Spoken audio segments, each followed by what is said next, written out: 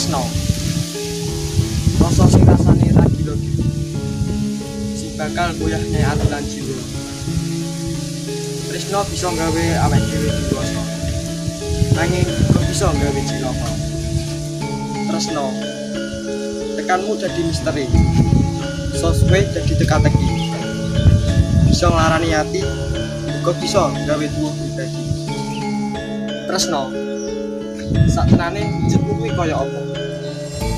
Kowe gawe seneng kan ora? Ora nyata nanging krasa. Bisa gawe bunga koloro manungsa. Tresno. Saktenane ana urusan apa kowe teko? Teko minangka panglipur?